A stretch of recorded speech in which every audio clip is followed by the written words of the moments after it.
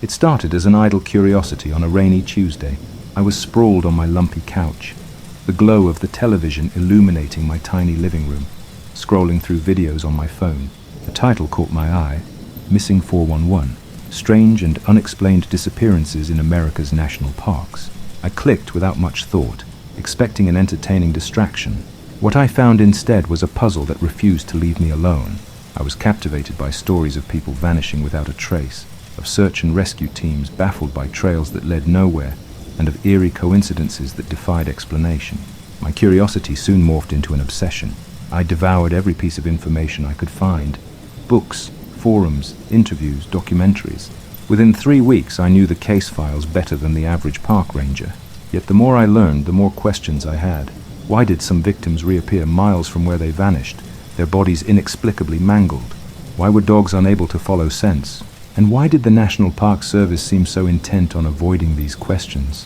Theories ranged from the plausible to the absurd: animal attacks, rogue survivalists, cryptids, and even alien abductions.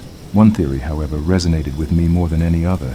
It was the idea that ancient giant eagles were preying on humans in the wilderness, their existence covered up by authorities to avoid mass panic. At first it sounded ludicrous, but the more I thought about it, the more pieces began to fit. The theory was as bizarre as it was compelling. These weren't ordinary eagles, they were colossal, prehistoric predators, remnants of a forgotten age. Their hunting patterns explained the baffling disappearances. They would swoop down silently, snatch their prey, and carry it off to inaccessible nests hidden high in the mountains. This theory accounted for the missing bodies, the lack of trails, and even the inexplicable injuries on the remains that were found. Witness accounts of large shadows or unearthly shrieks suddenly made sense. What really clinched it for me, though, was the involvement of the military. I read about Green Berets being deployed to assist in search and rescue operations, a detail that stood out because the military doesn't usually get involved in civilian matters unless something truly extraordinary is afoot. Could these units be sent to deal with giant eagles, tasked with managing their population to prevent exposure? The idea burrowed into my brain and refused to leave.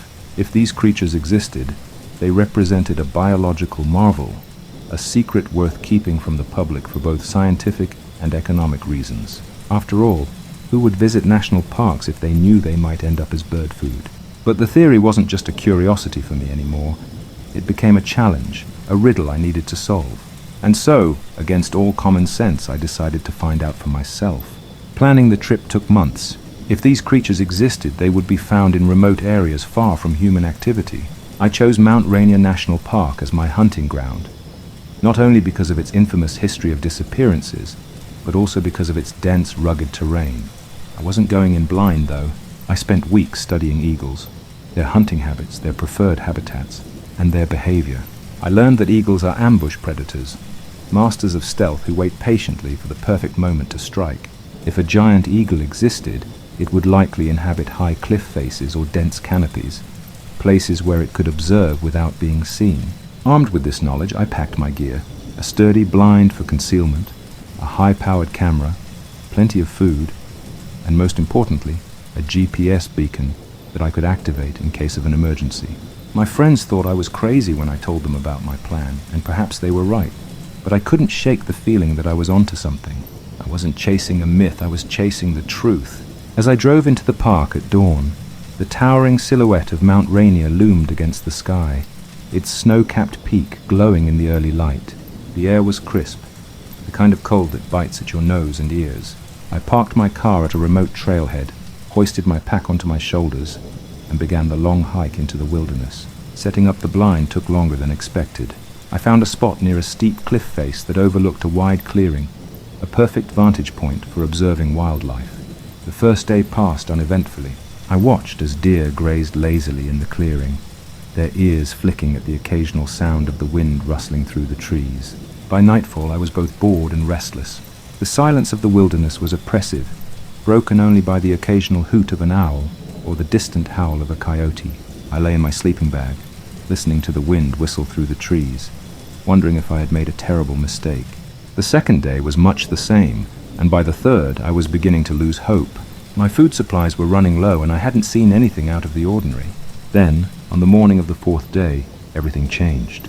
It started with a stillness, The forest, usually alive with the chatter of birds and the rustle of leaves, fell eerily silent. Even the deer grazing in the clearing seemed to sense it, their heads snapping up in unison, ears twitching. I felt it too, a weight in the air, an electric charge that made the hairs on the back of my neck stand up. And then, out of the corner of my eye, I saw it. A shadow passed overhead, massive and swift. I barely had time to react before it descended. It happened so fast that my mind struggled to keep up. One moment, the clearing was empty. The next, it was dominated by the largest bird I had ever seen. Its wingspan must have been at least 40 feet. Its feathers a dark, iridescent black that shimmered faintly in the sunlight. Its talons, each as long as a dagger, sank into the back of a deer, pinning it to the ground. The poor creature let out a pitiful bleat before the eagle's beak tore into its neck with horrifying precision. Blood sprayed across the clearing, painting the grass a vivid red. I froze, paralyzed by a mix of awe and terror. The bird was magnificent, a creature out of time, yet there was nothing majestic about the way it killed. It was a predator, pure and simple, driven by primal instincts. Slowly, I reached for my camera, careful not to make any sudden movements. My hands trembled as I adjusted the lens and snapped a photo. The click of the shutter was deafening in the stillness, and the eagle's head snapped toward me with terrifying speed. Its eyes locked onto mine, golden, unblinking, and filled with a predatory intelligence. In that moment, I knew I had made a mistake. The eagle's reaction was immediate and violent. It let out an ear-splitting screech, the sound so loud it seemed to shake the trees around me. Its wings unfurled, blocking out the sun as it rose into the air with terrifying grace, the deer carcass dangling from its talons like a broken puppet. My instincts screamed at me to run, but my body was frozen in place, every muscle locked in fear. The bird hovered for a moment, scanning the area with its piercing gaze, and then it released the deer. The carcass hit the ground with a sickening thud, and the eagle turned its full attention to me. Adrenaline surged through my veins, breaking the paralysis, and I scrambled out of the blind. The makeshift structure offered no real protection, and I knew I had to move fast. I bolted downhill, weaving between trees and hoping against hope that the dense forest canopy would slow the eagle down. Behind me, I heard the heavy beat of its wings as it took off in pursuit. Each powerful flap was like a distant drumbeat, growing louder and closer with every passing second. The forest floor was uneven, littered with roots and rocks that threatened to trip me with every step. My lungs burned as I pushed myself harder than I ever had before, but the eagle was gaining on me. I risked a glance over my shoulder and immediately regretted it. The massive bird was barely 20 feet away, its talons outstretched and ready to strike. I ducked just in time as it swooped past, its claws raking the air where my head had been moments before.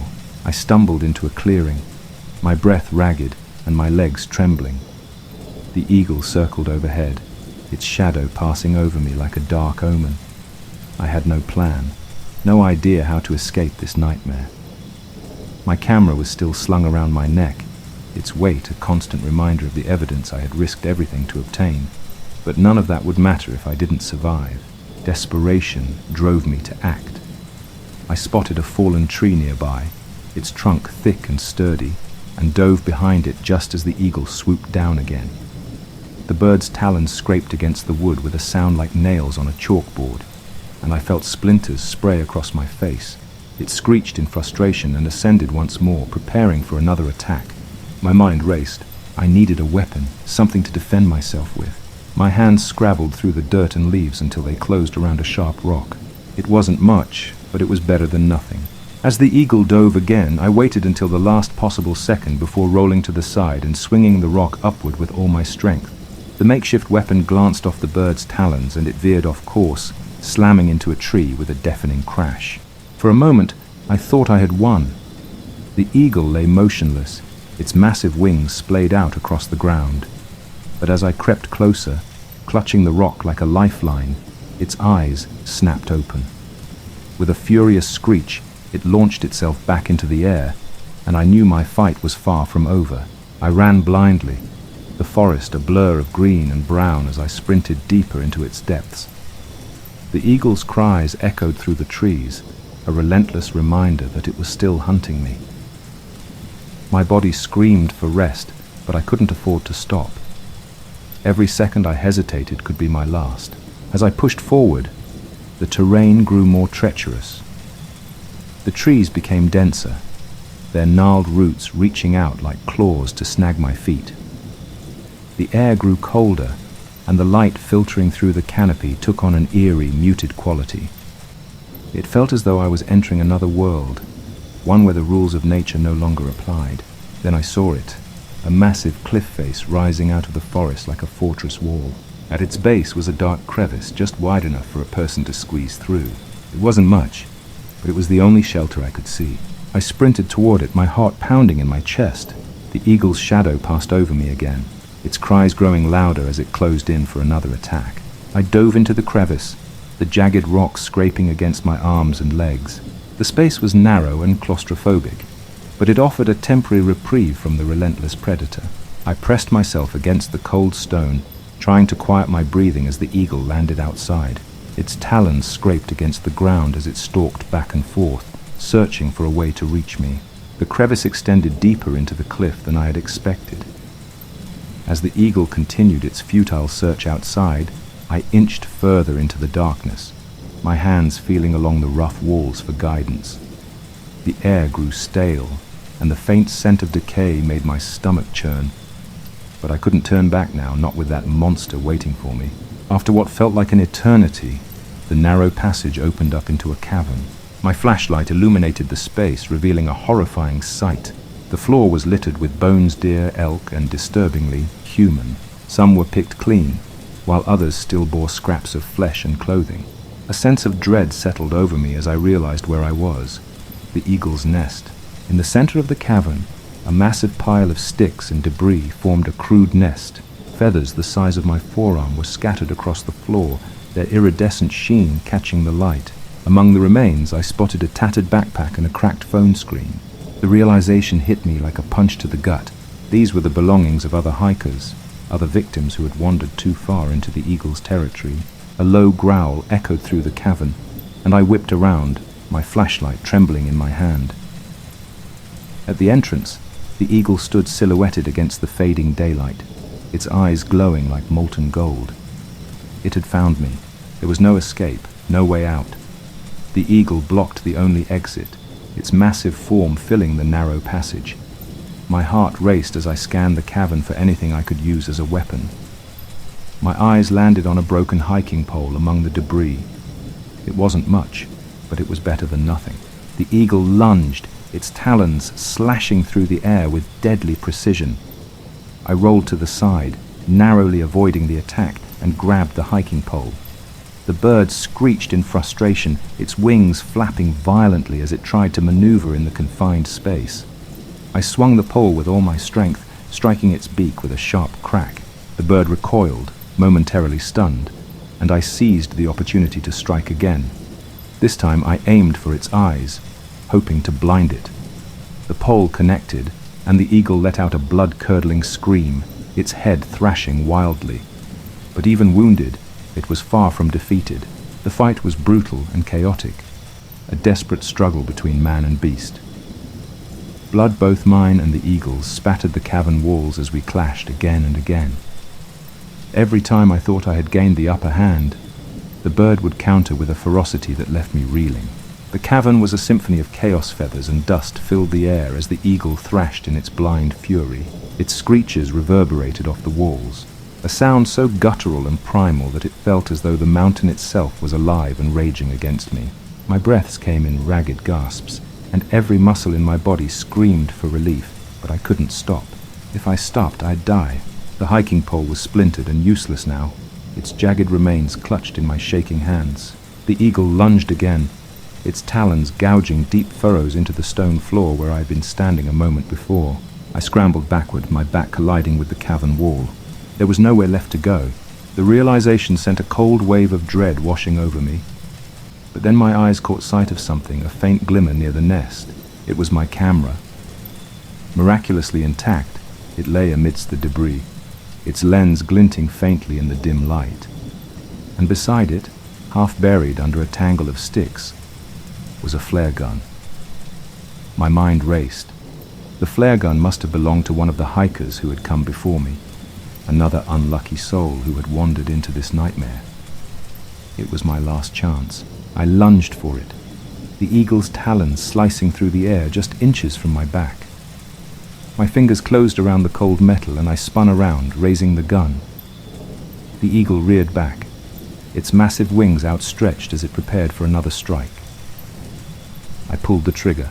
The flare shot out with a deafening crack, the bright red light searing through the darkness. It struck the eagle square in the chest, and the cavern was instantly filled with the acrid stench of burning feathers.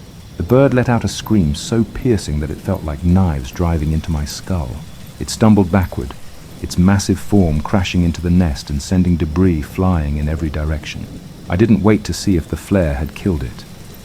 My instincts screamed at me to move, to run, to get out of that place before the eagle regained its footing. I sprinted toward the crevice, my hands clawing at the rough stone as I scrambled through the narrow passage. Behind me, the eagle thrashed wildly, its screams of pain echoing like a death knell. The cold night air hit me like a slap as I burst out of the crevice and into the forest. The adrenaline that had carried me this far was fading fast, replaced by an overwhelming exhaustion that threatened to collapse my legs beneath me. But I couldn't stop. Not yet. The forest was a maze of shadows and moonlight, every rustle of leaves and crack of branches sending my heart racing. I could still hear the eagle's cries in the distance, but they were growing fainter. Whether it was dead or simply too injured to give chase, I didn't know, and I wasn't about to stick around to find out. My only thought was to get back to the trail, to find some semblance of civilization. The path seemed endless, every step a battle against my own trembling limbs and the suffocating fear that still gripped me. But finally, after what felt like hours, I saw it. The faint outline of the parking lot through the trees. My car was still there, a beacon of safety amidst the madness. I staggered toward it, fumbling with my keys as my shaking hands struggled to unlock the door. I threw myself inside, slamming the door shut and locking it with a trembling finger. For a moment, I just sat there, my chest heaving as I tried to catch my breath. The drive home was a blur. My hands gripped the steering wheel so tightly that my knuckles turned white, and every shadow on the road seemed to hide some lurking terror. I kept glancing in the rearview mirror, half expecting to see the eagle swooping down behind me, its golden eyes gleaming in the darkness. But the road remained empty, and the forest receded into the distance. When I finally reached my apartment, I stumbled inside and locked the door behind me. The silence was deafening, a stark contrast to the chaos I had just escaped. I sank onto the couch, my mind racing as I tried to process what had happened. The camera was still around my neck, its weight a constant reminder of the evidence I had captured. I reviewed the photos with trembling hands, half expecting the images to somehow disappear, or reveal nothing but blurry shadows. But there it was, the eagle, its massive form unmistakable against the backdrop of the forest. The sight sent a shiver down my spine, a visceral reminder of how close I had come to death. For days, I debated what to do with the photos. Part of me wanted to share them, to expose the truth about what was lurking in our national parks. But another part of me knew the risks. If the National Park Service really was covering this up, what lengths would they go to in order to keep it hidden? And even if I did release the photos, would anyone believe me? In the end, I decided to keep the photos hidden, at least for now. I couldn't shake the feeling that sharing them would only bring more danger, not just to me, but to anyone who went searching for the eagle after seeing the evidence.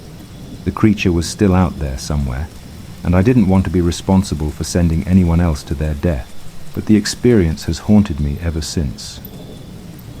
Every time I hear about another disappearance in a national park, I wonder if the eagle was involved. I think about the hikers who vanish without a trace, the search parties that come up empty-handed, the families left with nothing but questions, and I wonder how long the truth can stay hidden. The National Park Service is guarding secrets far darker than anyone realizes. I've seen it with my own eyes, and I'll never forget what I witnessed. If you ever venture into the wilderness, be careful. Stick to the trails, stay with your group, and keep your eyes on the skies. You never know what might be watching from above. For now, I can only hope that my story serves as a warning, The wilderness is beautiful, but it's also dangerous, far more dangerous than most people realize.